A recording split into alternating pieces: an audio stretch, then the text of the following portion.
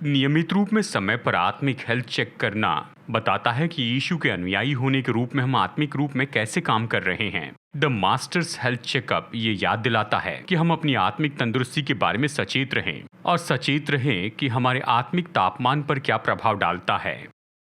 Good morning, आपका फिर से स्वागत है। मैं आशा करता हूँ आप खुश हैं यहाँ चर्च में। आज मैं जानता हूँ यहाँ भजनकार भजन 122 वचन 1 में कहता है, मैं खुश हुआ जब उन्होंने कहा कि आओ हम परमेश्वर के भवन में चले। मैं आशा करता हूँ कि आप वापस आकर खुश हैं और ये आपकी गवाही है। जानते हमने आराधना में अच्छा समय बिताया और हमने परमेश्वर के वचन की घोषणा की। यानी आराधना में गीतों के द्वारा हम परमेश्वर के वचन की घोषणा करते हैं और इस सच्चाई के साथ सहमत होना है कि परमेश्वर कौन है और वो हमारे लिए क्या करते हैं। हम में से बहुत से लोगों ने किया होगा मास्टर्स हेल्थ चेकअप। ठीक है, हो सकता है कि आपने एक बार इसे करवाया होगा या शायद साल में एक बार इसे कर रहे हैं या 6 महीने में एक बार। यानी आप हॉस्पिटल के साथ अपॉइंटमेंट फिक्स करते हैं और फिर वहां पर जाते हैं। वो बहुत से टेस्ट करवाते हैं, एक्सरे और ईसीजी और बहुत कुछ चेक करते हैं और फिर उसके बाद दिन के अंत में एक रिपोर्ट आती है और बहुत से केस में आप रिपोर्ट लेकर जाकर डॉक्टर के पास बैठते हैं और डॉक्टर कहते हैं ठीक है, ये सब जो है वो तो ठीक है, अच्छी हैं और ये ऐसी कुछ चीज़ें हैं जिसमें बेहतर होना है, आपको कुछ बदलाव लाने हैं, आप क्या खाते हैं क्या नहीं खाते हैं उसमें, और ये सब कुछ है और ये अच्छा है और ये हमारे शरीर में सब कुछ अच्छे से काम करने देता है और साथ ही यह हमें सचेत भी करता है कि हमारे शरीर में क्या गलत हो रहा है। तो अब आत्मिक हेल्थ चेकअप के बारे में क्या, यानी अगर आत्मिक रूप में ऐसी जांच हो तो यानी ये जांचे कि सब आत्मिक रूप में अच्छा चल रहा है ताकि हम सुधार लेकर आ सकें। और देखिए, खास करके हम ये जानते हैं कि यदि हमारे आत्मिक जीवन पर इसका प्रभाव पड़े तो सब पर इसका प्रभाव पड़ेगा, हमारे काम पर प्रभाव पड़ेगा, हमारे संबंधों में, हमारे घर में, व्यवसाय में, हमारी मित्रता, सब कुछ इससे प्रभावित होगी। ठीक है, इसलिए ये महत्वपूर्ण है कि हम आत्मिक रीति से आगे बढ़ते जाएं और सच में यानी खास करके यहाँ पर समय की जो सीमा है उसमें, जिसमें से हम लगभग 2.5 महीने से जा रहे हैं, जहाँ पर सब कुछ अद्भुत रीति से बदल गया। यानी हमारा काम का तरीका बदल गया और हमने भीतर रहकर ज़्यादा समय बिताया और शायद हम में से कुछ लोगों के लिए तरोताज़गी की बात थी, लेकिन कुछ लोगों के लिए तो बहुत ही निराश करने वाली बात थी। आप बाहर नहीं जा सकते थे, जो करना चाहे वो नहीं कर सकते थे और काम का तरीका बदल गया, सब ऑनलाइन होने लगा। ज़्यादा समय तक स्क्रीन को देखते हुए ऑनलाइन में समय बिताया। शायद अभी भी कुछ लोग यही कर रहे हैं, घर से काम कर रहे हैं, काम का समय बदल गया, काम का तरीका बदला और जैसे हम काम करते थे और मनोरंजन भी बदल गया है। ठीक है, यानी आप कसरत नहीं कर सकते, जिम में नहीं जा सकते हैं, यानी आप जाकर कोई खेल नहीं खेल सकते हैं, यानी भीतर ही रहना है, यानी बहुत कुछ बदल गया है। और शायद हो सकता है कि आत्मिक रीति से भी बदलाव आया हो इन सब के कारण।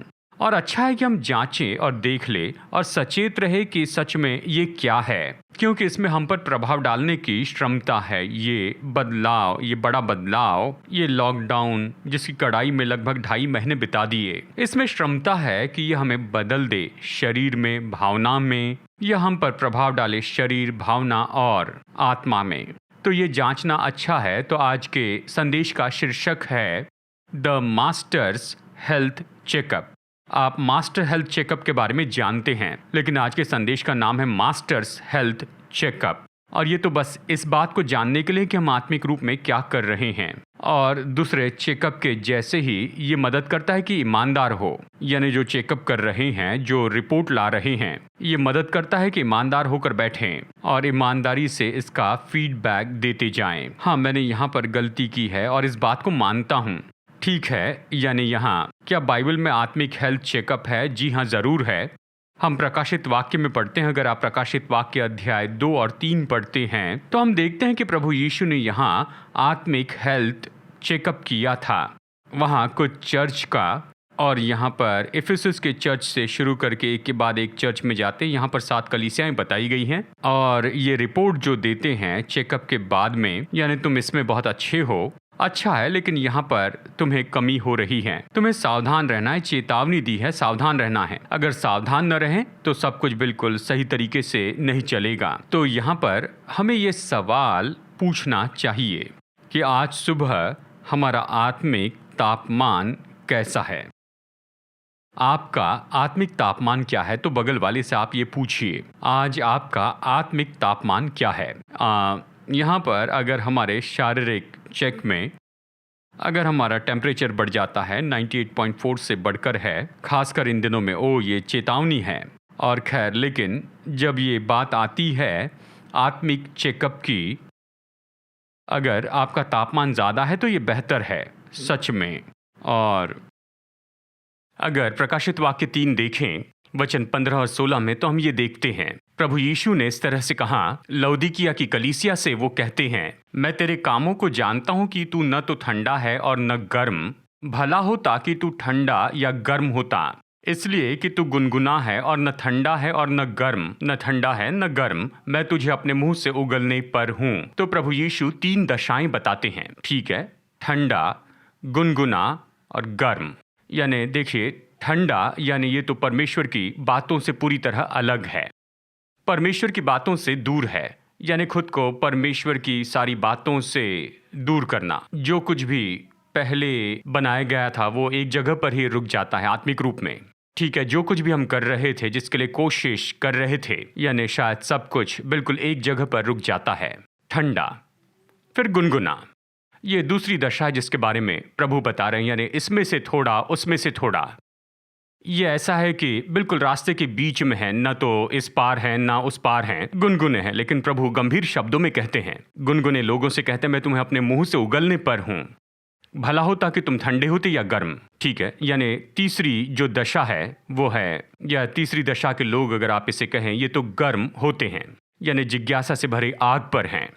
यानी जब हमारे आत्मिक तापमान की बात आती है तो ये जितना गर्म हो उतना बेहतर है। इसे कहेंगे जितना गर्म हो उतना बेहतर है, ठीक है। अगर हमारा आत्मिक जीवन गुनगुना है या ये ठंडा है, इसका मतलब है कि सच में हमने इसकी अनुमति दी है कि कोई हम पर प्रभाव डाले। ये अपने आप नहीं होता है, ठीक है। हमने कुछ चुनाव किए हैं, या हमने अनुमति दी है, या फिर हमने आराम किया है, हमने अपनी रक्षा को नीचे रख दिया, या हमने शायद वातावरण को अनुमति दी है। और खास करके हम इन 2.5 महीनों के बारे में कह रहे हैं, हमने शायद खुद को अनुमति दी है, इस वातावरण को अनुमति दी कि जो भी आसपास हो रहा है वो हमारी आत्मिकता पर प्रभाव डाले, ठीक है। तो यहाँ पर ऐसे कुछ टेस्ट हैं जो हम कर सकते हैं। आज हम अपने आत्मिक हेल्थ चेकअप के रूप में हम इसे देखते हैं। यह हमें बताएगा कि सच में किसने प्रभाव डाला है हमारे आत्मिक तापमान पर, ठीक है। क्या आप तैयार हैं? तो आइए शुरू करते हैं। 1, सबसे पहले जांचें। ये पहला टेस्ट है वचन, आराधना और प्रार्थना का चेकअप। वचन, आराधना और प्रार्थना को चेक करना, यानी हमें अपने आप से ये सवाल पूछना चाहिए और सच्चा उत्तर देना है। क्या मैं वचन में काफी समय बिता रहा हूँ? मैं खुद से ये सवाल पूछता हूँ, क्या मैं वचन में काफी समय बिता रहा हूँ? क्या मैं इसे पढ़ता हूँ, मनन करता हूँ, अध्ययन करता हूँ और वचन का अंगीकार करता हूँ? यानी ये वचन, आराधना, प्रार्थना चेक करना है। तो आइए कुलुस्सियों 3 वचन 16 देखते हैं, ठीक है। कुलुस्सियों 3:16 कहता है, मसीह के वचन को अपने हृदय में अधिकाय से बसने दो और सिद्ध ज्ञान सहित एक दूसरे को सिखाओ और चिताओ, और अपने अपने मन में अनुग्रह के साथ परमेश्वर के लिए भजन और स्तुति गान और आत्मिक गीत गाया करो। मसीह के वचन को अपने हृदय में बसने दो। बसने का मतलब है वास करे और प्रभाव डाले। और परमेश्वर चाहते हैं कि उसका वचन किस तरह से हमारे हृदय में बसने पाए। वो कहते हैं कि अधिकाय से हम में बसे। और अधिकाय का मतलब हम जानते हैं कि बहुतायत से, ठीक है। यानी अगर हम परमेश्वर के वचन को अनुमति देते हैं कि वो हम में बहुतायत से वास करे, तो अवश्य ही वचन हम पर गहराई से प्रभाव डालेगा और सामर्थ्य रीति से हमें प्रभावित करेगा। चलिए मैं फिर से कहता हूं, यदि हम परमेश्वर के वचन को अनुमति देते हैं कि वो हमें बहुतायत से वास करे, तो अवश्य ही वचन हम पर गहराई से प्रभाव डालेगा और सामर्थ्य रीति से हमें प्रभावित करेगा। तो ये पहली टेस्ट है, परमेश्वर का वचन ये इतना सामर्थी है, ये इतनी शक्ति रखता है, विश्वासी के जीवन में सामर्थी है, ये इतना बदलने वाला है कि शैतान इस वचन की योग्यता को जानता है। मरकुस अध्याय 4 वचन 15 में ये कहता है, जो मार्ग के किनारे के हैं जहां वचन बोया जाता है, जब उन्होंने सुना तो शैतान तुरंत आकर वचन को जो उनमें बोया गया था उठा ले जाता है। शैतान ऐसा क्यों करता है? क्योंकि वो प्रभु वचन की सामर्थ को जानता है। शैतान जानता है कि ये जो वचन है उसमें कितनी श्रमता है। परमेश्वर के वचन में महान सामर्थ है। मतलब जब विश्वासी इसे लेता है, वचन लेकर उस पर विश्वास करता, अपने दिल में इसे बोता है, तो ये 30 गुना, 60 गुना और 100 गुना फल लाएगा। परमेश्वर का वचन हथियार है। इफिसियों अध्याय 6 में ये बताया गया है कि कैसे परमेश्वर का वचन आत्मा की तलवार है। रीमा वचन ये हथियार है कि शत्रु के झूठ को काट दे, कि हर एक दृढ़ गढ़ को ढा दे। ये तो आत्मिक हथियार है और इसलिए शैतान वचन के बारे में जानता है और इसलिए वचन के विरुद्ध में आता है। ठीक है, फिर है आराधना, यानी जब हम वचन से परमेश्वर के बारे में प्रकाशन प्राप्त करते हैं तो हमारे हृदय की प्रतिक्रिया आराधना होती है। तो यहाँ ये सवाल पूछना चाहिए, क्या मैं व्यक्तिगत आराधना में समय बिता रहा हूँ? या फिर हम ये कह रहे हैं कि देखिए सब कुछ बदल गया है, हम चर्च में मुलाकात नहीं कर पाते हैं, मैं स्क्रीन को देखकर आराधना कैसे कर सकता हूँ? देखिए ये बात नहीं है। मुद्दा ये है, वचन के साथ प्रभु की आराधना करें। आप बैठिए, वचन खोलिए और वचन पढ़िए और वचन के लिए परमेश्वर को धन्यवाद देना शुरू कीजिए। परमेश्वर कौन है, उसकी सुंदरता के लिए आप उसे धन्यवाद देते जाइए। उसकी पवित्रता के लिए, शाश्वती देने वाली उसकी उपस्थिति के लिए प्रभु की स्तुति करें और खुद को उसे समर्पित कर दें और विश्वास से प्रभु के वचनों का अंगीकार करते जाइए अपने जीवन पर, अपनी परिस्थिति पर। यानी आराधना है, क्या हम आराधना में समय बिता रहे हैं? व्यक्तिगत आराधना हमारी प्राथमिकता है, हमें ये जांचना है। और फिर तीसरी बात है प्रार्थना। आराधना, वचन, प्रार्थना, प्रभु से बातचीत करना, ये प्राथमिकता है। यीशु के जीवन को देखें। प्रभु यीशु ने सारी रात प्रार्थना में बिताई। वो सुबह जल्दी उठते और पहाड़ की चोटी पर जाते और पिता से बातचीत करते थे। प्रार्थना में पिता के साथ समय बिताते थे कि उसकी आवाज सुन सके और उससे बातचीत कर सके। यहाँ अगर दानियल को देखे, दानियल ने भी ऐसा ही किया। देखिए दानियल अध्याय 6 वचन 10 में हम पढ़ते हैं कि वो एक निश्चित जगह पर निश्चित समय में प्रार्थना करता। यानी ठीक है, तो एक निश्चित जगह और निश्चित समय होना अच्छा है। हाँ, निश्चय हम बहुत से काम करते हुए प्रार्थना कर सकते हैं, यानी खाना पकाते हुए प्रार्थना कर सकते हैं, कॉफ़ी बनाते हुए प्रार्थना कर सकते हैं और ट्रेडमिल पर चलते हुए भी प्रार्थना कर सकते हैं। ये सब ठीक है, यानी हम परमेश्वर से प्रार्थना कर सकते हैं दिन भर, किसी भी समय में, हर समय ऐसा कर सकते हैं। लेकिन अच्छा है कि एक निश्चित जगह और एक निश्चित समय हो और ये कहे, प्रभु इस समय मैं और कुछ नहीं करूँगा, मैं और कुछ नहीं करूँगा, प्रभु मैं आपके साथ में बैठूंगा और प्रार्थना करूँगा। ठीक है, वचन, आराधना, प्रार्थना की परीक्षा, यानी हम इसमें कैसे हैं। और फिर दूसरी जो टेस्ट है वो है फेथ लेवल चेक। ठीक है, तो ये सवाल पूछना है कि क्या हमने छोड़ दिया है डर, अविश्वास, आशाहीनता, और क्या परिस्थितियों ने सच्चाई और विश्वास की आवाज को दबा दिया है? क्या हमने उसे छोड़ दिया है? और देखिए, पहली परीक्षा और दूसरी परीक्षा तो इतनी जुड़ी है क्योंकि ये वचन से जुड़ी है जो हम में विश्वास उत्पन्न करता है। हम सबको विश्वास की ज़रूरत है कि उस पर हम भरोसा करें, यानी हमें विश्वास की ज़रूरत है कि उसके ओर से आने वाले निर्देशों को पाएं। हमें परमेश्वर की बुलाहट को जानना और उसे पूरा करने के लिए विश्वास की ज़रूरत है। इब्रानियों 11:6 यही तो कहता है। ये कहता है कि विश्वास के बिना उसे प्रसन्न करना अनहोना है, क्योंकि जो प्रभु के पास आता है उन्हें विश्वास करना है कि वो है और वो अपने खोजने वालों को प्रतिफल देने वाला है। यानी मैं परमेश्वर के पास आ सकता हूँ और शायद अभी इस समय आप अपने घरों में होंगे, यानी सोमवार से शनिवार या सोमवार से रविवार तक वहाँ पर होते हैं। हम अपने काम कर रहे हैं, बाहर नहीं जा रहे, घर में हैं।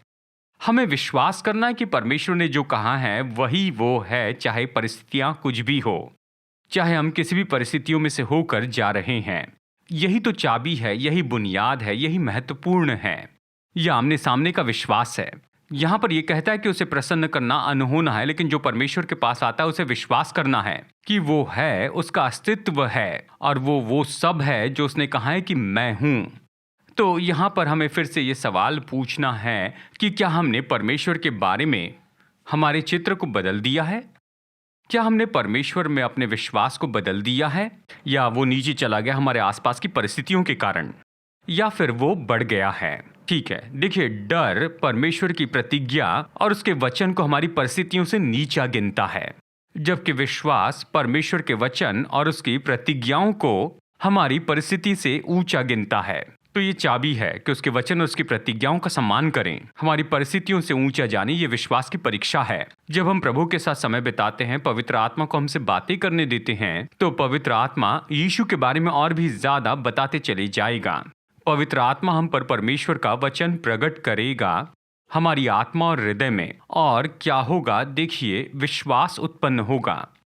परमेश्वर का वचन पवित्र आत्मा के द्वारा हमारे हृदय में प्रकट होगा, जो हमें विश्वास उत्पन्न करेगा। यानी अगर हम पवित्र आत्मा को अनुमति दें कि उस वचन को लेकर हम में विश्वास उत्पन्न करें, जी, और फिर हम जवाब दे सकते हैं, ईमानदारी से इस परीक्षा का जवाब दे सकते हैं। तो एक और सवाल पूछना है, हमारा जो अंगीकार है वो क्या है? हम क्या घोषित कर रहे हैं? क्या हम घोषित कर रहे हैं डर और आशाहीनता, या फिर हम घोषित कर रहे हैं परमेश्वर का वचन उन सारी परिस्थितियों के ऊपर? अगर हम डर की घोषणा करते हैं, आशाहीनता की घोषणा करते हैं, तो अवश्य ही हम पर आत्मिक रूप में प्रभाव पड़ा है और हमने उन परिस्थितियों को हम पर आत्मिक रीति से प्रभाव डालने दिया है। तो फिर ये दूसरी परीक्षा है विश्वास के स्तर का चेक, और तीसरा है दिल का चेक। क्या हमारा हृदय परमेश्वर को धन्यवाद दे रहा है, या फिर हमारा हृदय कड़वाहट से और ठोकर से भरा है? पौलुस इस तरह से कहता है, प्रेरितों के काम 24:16 में वो गवाही देता है। वो कहता है, इससे मैं आप भी यत्न करता हूँ कि परमेश्वर की और मनुष्यों की ओर मेरा विवेक सदा निर्दोष रहे। वो कहता है कि मैं यत्न करता हूँ, मतलब मैं मेहनत करता हूँ, मैं हर कोशिश करता हूँ कि यानी निर्दोष विवेक रखूँ, मतलब बिना लड़खड़ाए और लड़खड़ाने के लिए कारण बनाए बिना। तो कहता मैं ये कोशिश करता हूँ, यानी ये संभव है कि परमेश्वर के बारे में ठोकर खाए। शायद आप मुझसे पूछे, परमेश्वर के साथ ये कैसे संभव है? नहीं, ये हो सकता है। कई बार हमें लगता है कि प्रभु ने हमें छोड़ दिया, हम प्रार्थना कर रहे हैं, प्रभु से कुछ मांग रहे हैं, और जब ऐसा नहीं होता है तो हमें ऐसा लगता है कि हमें नीचे गिरा दिया गया है। हम परमेश्वर के बारे में ठोकर खाते हैं, परमेश्वर पर क्रोधित होते हैं, कड़वे हो जाते हैं, या हो सकता है कि हमारे आसपास में जो कुछ हो रहा है उसके कारण, और जैसे कि लॉकडाउन के कारण सब कुछ धीमा हो गया है, या व्यापार की डील हमारी पूरी नहीं हुई है, या फिर कोई प्रोजेक्ट ऐसे रुक गया है, या फिर कुछ योजनाएं होंगी, शादी की योजनाएं होंगी जिससे रोक दिया गया हो, या फिर इस समय में कुछ दुखद घटना हुई हो सकता है कि कोई मित्र या फिर परिवार का कोई सदस्य गुजर गया और आप उस जगह पर जा भी नहीं पाए। ठीक है, इसके द्वारा आप बहुत निराश हो गए हैं और शायद इसके कारण बड़ी गहरी चोट पहुंची है और आप प्रभु से ठोकर खाए हैं, और ठीक है, इसके कारण कड़वाहट आती है। और जब भी कोई चंगाई के बारे में गवाही देता है तो हमारे अंदर में कड़वाहट आती है, हम प्रभु के लिए कड़वे और क्रोधित हो जाते हैं। यानी अगर ऐसी कोई ठोकर है जिसे जांचा नहीं गया तो ये कड़वाहट क्रोध और द्वेष में ले जाती है।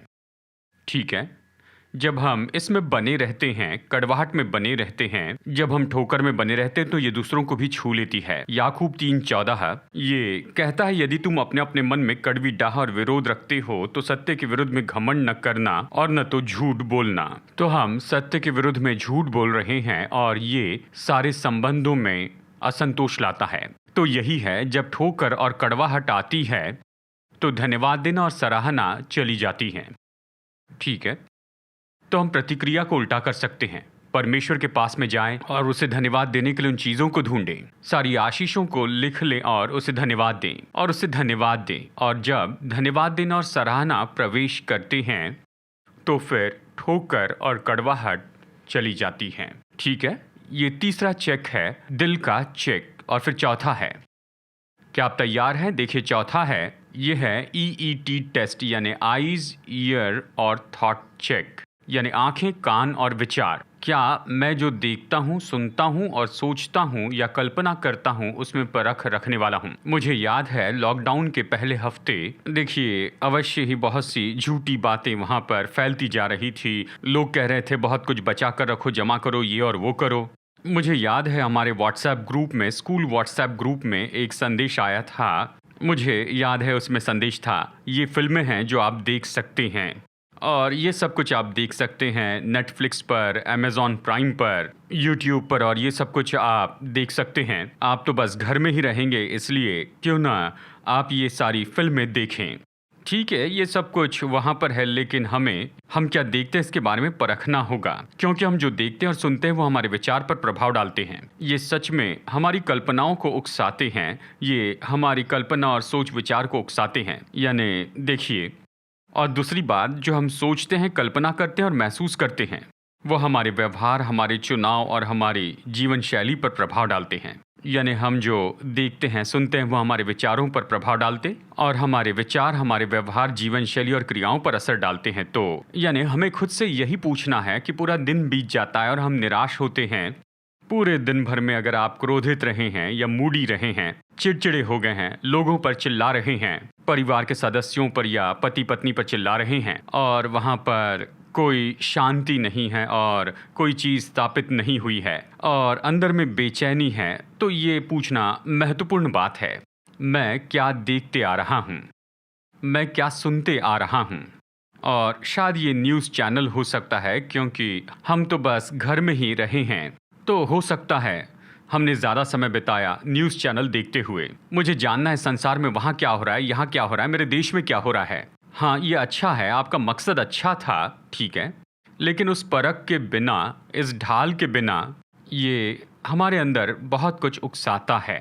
ठीक है, और ये बिल्कुल इसी तरह से बाकी सारे स्ट्रीमिंग प्लेटफॉर्म के साथ भी ऐसा ही होता है। यानी जहाँ पर फिल्में दिखाई जाती हैं या सीरियल दिखाए जाते हैं, यानी इस तरह से बस हम देखते चले जाते हैं, एक के बाद एक इस तरह से एपिसोड देखते चले जाते हैं और शायद 3 या 4 घंटे बिता दें और हम क्या देख रहे हैं इसके बारे में शायद हम परखते भी नहीं हैं। जो हमारे विचार पर प्रभाव डालते हैं, जो हमारी भावनाओं पर प्रभाव डालते हैं, ठीक है, और हमारा बोलना, हमारी क्रियाएं सब कुछ बदल जाती, हम चिड़चिड़े होते हैं। दिन के अंत में ऐसा होता है और इसीलिए देखिए प्रभु यीशु मसीह ने हमें इस तरह के निर्देश दिए हैं। यहोशू 1:8 ये कहता है कि व्यवस्था की ये पुस्तक तेरे चित्त से कभी न उतरने पाए, पर तू इस पर दिन रात मनन करते रहना।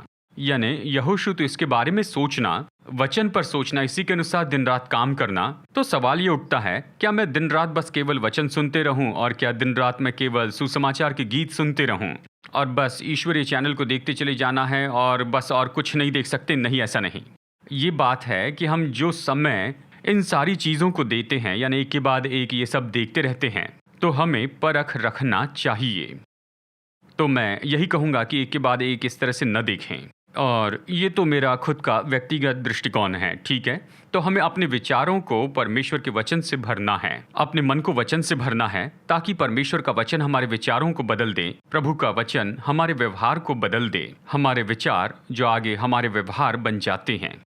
ठीक है, तो फिर देखिए आखिरी जो चेक है वो तो है प्रेम के स्तर को जांचना। हमने 4 देखे, यानी वचन, आराधना, प्रार्थना चेक, और फिर दूसरा हमने देखा यह है विश्वास को जांचना, तीसरा है दिल को जांचना और चौथा है आंखें, कान और विचार को जांचना, EET चेक, और अंतिम है प्रेम के स्तर को जांचना। यानी एक शास्त्री ने यीशु के पास आकर उससे ये सवाल पूछा, सबसे महान आज्ञा क्या है? और प्रभु यीशु मसीह ने उत्तर दिया, मत्ती 22 वचन 37 से 39 में, तो अपने परमेश्वर, अपने प्रभु से अपने सारे मन और अपने सारे प्राण और अपनी सारी बुद्धि से प्रेम रखना, अपने पूरे मन से, अपने पूरे प्राण से और अपनी सारी बुद्धि से। और फिर उसने कहा कि ये पहली और बड़ी आज्ञा है। और फिर वो एक और आज्ञा देते हैं, कहते हैं तो अपने पड़ोसी से प्रेम रखना, अपने समान उससे प्रेम रखना। तो यहाँ हमें अपने आप से ये सवाल पूछना चाहिए, क्या परमेश्वर के लिए मेरा प्रेम बढ़ गया है? इस समय में, लॉकडाउन के समय में, 2.5 या 3 महीनों में, क्या परमेश्वर के लिए मेरा प्रेम, परमेश्वर के लिए और उसके वचन के लिए प्रेम बढ़ा है क्या? केवल शब्दों से कहना ये हमारे लिए पर्याप्त नहीं है। प्रभु, हम आपसे प्रेम करते हैं और हम इसे गाते हैं, लेकिन असली परीक्षा ये है, यीशु ने कहा अगर तुम मुझसे प्रेम करते हो तो तुम मेरी आज्ञाओं को मानो। तो इसका मतलब ये है कि उसकी आज्ञाओं को मानना, ये तो प्रगटीकरण करके दिखाना है। हम परमेश्वर के प्रेम को ऐसे ही दिखाते हैं, परमेश्वर को दिखाते हैं कि हम उससे प्रेम करते हैं। तो ये अच्छा है, हम कहते हैं, घोषित करते हैं उसके लिए घोषित करते हैं मैं अपने पूरे दिल से आपसे प्रेम करता हूं। लेकिन सबसे अच्छा तरीका है कि अपनी क्रिया के द्वारा इसे दिखाएं।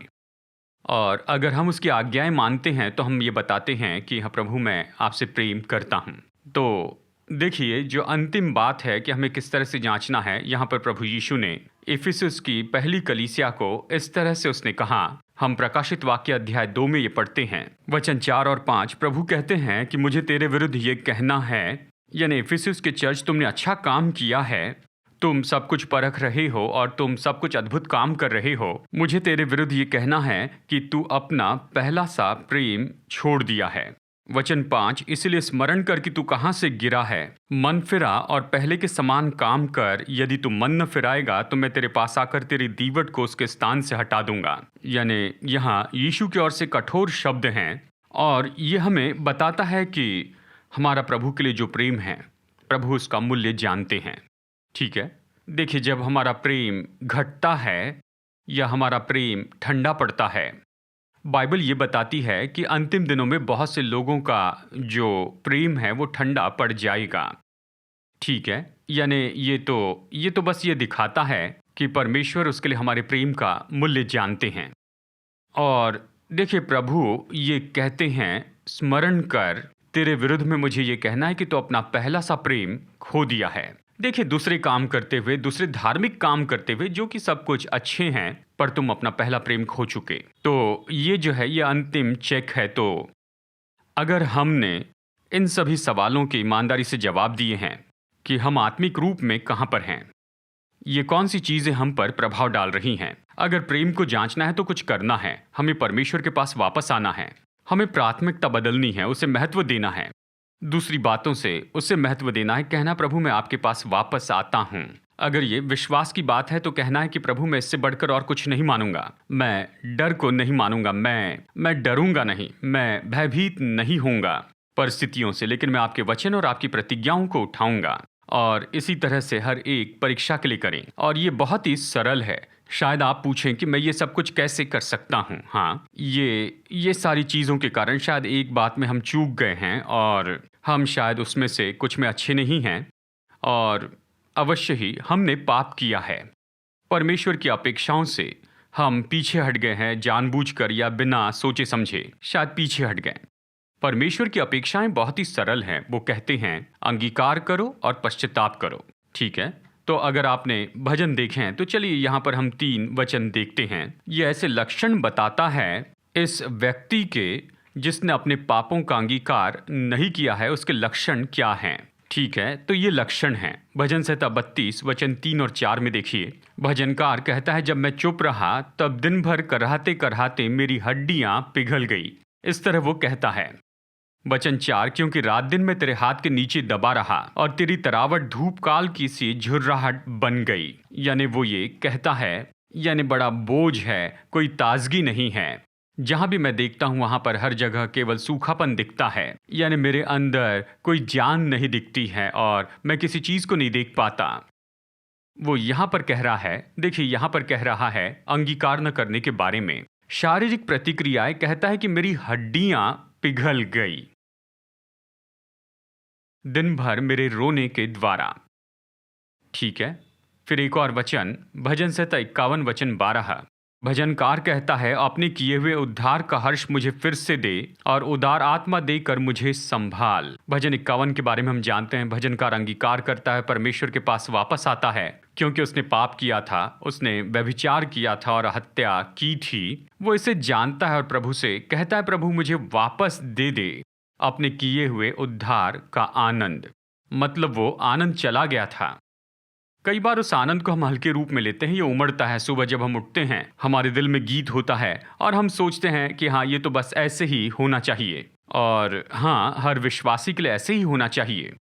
यानी प्रभु हमारे दिल में गीत रखते हैं, लेकिन उसके बाद जब हम इन चीज़ों को अनुमति देते हैं, अपने दिल को जांचते नहीं हैं, भावनाओं को जांचते नहीं, इन चीज़ों को हम पर प्रभाव डालने देते हैं। ठीक है, यानी और शायद जानबूझकर हम पाप करते हैं और ये आनंद गायब हो जाता है। भजनकार कहता है मुझे अपने उद्धार का हर्ष दे। जी, मुझे थाम ले, यानी वो नीचे गिर गया है, अपने उदार आत्मा से मुझे संभाल कहता है। एक और वचन इसी अध्याय से भजन 51 वचन 14 में भजनकार कहता है, हे परमेश्वर, मेरे उद्धारकर्ता परमेश्वर, मुझे हत्या के अपराध से छुड़ा ले, तब मैं तेरे धर्म का जय जयकार करने पाऊंगा। इस तरह वो कहता है। तो भजन संहिता 51 वचन 14 में वो कहता है, हे परमेश्वर, मेरे उद्धारकर्ता परमेश्वर, मुझे हत्या के अपराध से छुड़ा ले और तब मैं तेरे धर्म का जय जयकार करने पाऊंगा। यानी भजनकार दोष भावना से भर गया था, यानी पूरी तरह से उसकी दोष भावना उसके सामने थी। वो कुछ भी नहीं कर पा रहा था। वो परमेश्वर के साथ सही संबंध रखना चाहता था और लोगों के साथ भी। वो उस दोष भावना से भर गया था, वो उसके बोझ में दबा था। इसलिए कहता है प्रभु, तू मुझे इस दोष भावना से छुड़ा, हत्या की दोष भावना से। और इस वचन का दूसरा भाग देखिए, कहता है, मैं तेरे धर्म का जय जयकार करने पाऊंगा। देखिए, शायद हो सकता है कि आपके भीतर में कोई गीत होगा और आप गीत नहीं गा पा रहे हैं। और ऐसा भी समय रहा जब आप अपने घर में यहाँ वहाँ घूमते और आप वहाँ पर काम करते हुए गीत गाते, प्रभु के लिए गीत गाते थे। कैसे सुनाई देते इसकी परवाह नहीं करते, लेकिन प्रभु के लिए गाते, प्रभु के लिए स्तुति करते थे। लेकिन अब दोष भावना के कारण और सब कुछ बोझ से भर गया है और वो जो गीत है वो अभी भी भीतर है, वो बाहर नहीं आ पा रहा है। तो ये कहता है, प्रभु मुझे छुड़ा और मैं गाऊंगा, मेरी जीभ जय जयकार करेगी। वचन 15 में कहता है, हे प्रभु, मेरा मुंह खोल दे, तब मैं तेरा गुणानुवाद कर सकूंगा। अपने मुंह को खोलने के लिए चाबी यही है कि प्रभु के साथ सही संबंध में आए। यानी परमेश्वर के पास सच में बहुत ही सरल ऐसा हल है। 2 कदम का प्लान है, अंगीकार करें और पश्चाताप करें। अंगीकार करें और पश्चाताप करें। अंगीकार करो, इसका मतलब है मान ले, पहचान ले और घोषणा करें। हाँ प्रभु, ये तो चेकअप कहता है और रिपोर्ट यही कहते हैं, हाँ मैं दोषी हूँ। और दूसरा कदम है पश्चाताप करें, मतलब इसे प्रकट कर दें, दूर करें और बदल जाएं, 180 डिग्री फिर जाएं। जो काम कर रहे हैं उसे बदल दें, गलत काम को रोक दें और विपरीत दिशा में बढ़ें। तो यानी अगर हम अंगीकार करते हैं और पश्चाताप करते हैं तो प्रभु प्रतिज्ञा करते हैं कि क्षमा करेंगे, शुद्ध करेंगे और हमें नया बनाएंगे। 1 यूहन्ना 1:9, यदि हम अपने पापों को मान ले तो वह हमारे पापों को क्षमा करने और हमें सब अधर्म से शुद्ध करने में विश्वास योग्य और धर्मी हैं। यानी परमेश्वर ये सब करने में विश्वास योग्य हैं। तो आइए इस समय हम समय निकाल कर प्रभु के सामने जाते हैं। देखिए, शायद आपने पूरा बॉडी स्कैन कर दिया है आत्मिक रीति से। वो भले परमेश्वर हैं, वो छुड़ाने वाले प्रभु हैं। वो सब इसलिए नहीं करते कि वो हमारी गलतियों को दिखाए और बताए, देखो ये सब तुम में है, मैं तुम्हें हमेशा नीचे रखूंगा। नहीं, वो ये इसलिए करते हैं ताकि वो हमें छुटकारा दे सके, कि वो हमें वापस लेकर आए और वो हमें ऐसा करे कि हम संपन्न होते चले जाएं, भावनात्मक रूप में, शारीरिक और आत्मिक रूप में। तो आइए अब हम प्रभु के सामने जाते हैं, समय निकाल कर प्रभु से बातें करते हैं। जैसे हम इस समय को यहाँ पर बिता रहे हैं, तो प्रभु के साथ आप बातचीत कीजिए। प्रभु, मैं अपना दिल आपको देता हूँ, मैं अपनी आत्मा को आपको फिर से देता हूँ, मैं अपने आप को पूरी तरह से आपको फिर देता हूँ। और प्रभु, जिन क्षेत्रों में मैं गिर गया, जिन क्षेत्रों में मैं सावधान नहीं रहा, उन क्षेत्रों में मुझे आप उद्धार के आनंद में वापस लाइए, मुझे वापस लाइए प्रभु। कोई भी परिस्थिति हमें ऐसे नीचे दबाकर नहीं रख सकती है। देखिए, हमने यहाँ पर नया जन्म पाया है, सच में जिंदगी में राज्य करने के लिए। कोई हमें दबा नहीं सकता। शुरू की कलीसिया, जब उन्हें सताया गया, सिंहों के सामने फेंक दिया गया, तो वो गीत गाने लगे। उन्हें कुछ दबा कर नहीं रख सका। कोई आपको दबा नहीं सकता। जब आप आत्मिक रूप में बढ़ते हैं, जब आप विश्वास में उभरते हैं, तो वचन घोषित करता है कि हम जैवंत से बढ़कर हैं। हाँ, हम जैवंत से बढ़कर हैं। तो आइए अब ये समय हम परमेश्वर की उपस्थिति में बिताते हैं और फिर हम प्रार्थना करेंगे। आमेन, आमेन। धन्यवाद प्रभु, हम आपको धन्यवाद देते हैं। हाँ, हम अपना दिल आपको देते हैं, अपना प्राण आपको देते हैं। हम अपने आप को पूरी तरह से दे देते हैं, समर्पण करते हैं। हम आपके पास वापस आते हैं। जैसे आपका वचन कहता है प्रभु, हम इस बात को मानते हैं। ऐसे क्षेत्र जहाँ पर हमने गलती की है प्रभु जी, हमने परिस्थितियों पर दोष लगाया, हमने लोगों पर दोष लगाया, या फिर हमने परिवार पर दोष लगाया, आसपास की चीज़ों पर दोष लगाया, और प्रभु जी जबकि हम लोग सावधान नहीं रहे हैं कि अपने आप की रक्षा करें, हम सावधान नहीं रहे कि खुद के दिल की रक्षा करें। और आज हम आपके सामने आते हैं, आप हमारी चट्टान हैं, आप हमारे शरण स्थान हैं। हम आपके सामने आते हैं स्वामी, धन्यवाद देते हैं कि आपने हमें स्वीकार किया है और आपने मार्ग बनाया कि हम आपके सिंहासन के कमरे में आ जाएं, कि हम अनुग्रह और दया प्राप्त कर सकें। तो आइए इस समय हम परमेश्वर से मांगे, प्रभु जी मुझे आपका अनुग्रह चाहिए, मुझे आपकी कृपा चाहिए प्रभु, और मुझे आपकी क्षमा चाहिए। अभी आप प्रार्थना कीजिए और ये आपके और परमेश्वर के बीच हो। कहिए, प्रभु मैं अंगीकार करता हूँ, प्रभु मैं इसमें गिर गया हूँ, मुझे उठाइए, फिर नया बनाइए। प्रभु जैसे हम आपके सामने आते हैं, इस समय हम प्रार्थना करते हैं, और प्रभु जैसे कि आज हम आपके सामने वास्तविक हो जाते हैं, प्रभु जी हम अंगीकार करते हैं कि ये सब, इन सारी बातों में आपके साथ का जो हमारा समय था उसके बदले में हमने कुछ किया। आज हम आपके पास लौटकर आते हैं पूरी ईमानदारी के साथ, पूरी सच्चाई के साथ, और आज हम आपसे मांगते हैं कि आप फिर से राज्य कीजिए, आप सिंहासन पर विराजिए, हमारे दिल में फिर वास कीजिए। आइए प्रभु जी, आइए प्रभु, अपने तरीके से काम कीजिए, हम में अपने तरीके से काम कीजिए, अपने तरीके से काम कीजिए, हमें बदल दीजिए। पिता परमेश्वर, हम शुद्धिकरण मांगते हैं, हम शुद्धिकरण मांगते, अपने बहुमूल्य लहू से हमें आप धो दीजिए। प्रभु हम मान लेते हैं कि हमने सही काम नहीं किया है, आप हमें शुद्ध कीजिए। पिता हम मांगते हैं कि आप हमें बल दीजिए कि हम फिर से उठकर खड़े हो जाएं। धन्यवाद प्रभु। प्रभु जी अपनी पवित्र आत्मा की सामर्थ के द्वारा हमें फिर से उठाकर खड़ा कीजिए। हाँ, धर्मी जन 7 बार गिर जाएगा, लेकिन फिर भी वो फिर खड़ा होगा। मैं विश्वास करता हूं प्रभु में फिर खड़ा होने के लिए कहते हैं। जहां है वहीं पर न रहें, विश्वास में बढ़ते जाएं। ये भले परमेश्वर हैं, वो स्वर्गीय पिता हैं। अपने हाथ हमारी ओर बढ़ाकर कहते हैं, मेरा हाथ थाम लो, मैं तुम्हें उठाऊंगा और तुम जहां पर गिरे हैं वहां से बहुत ऊपर लेकर जाऊंगा। हालेलुया।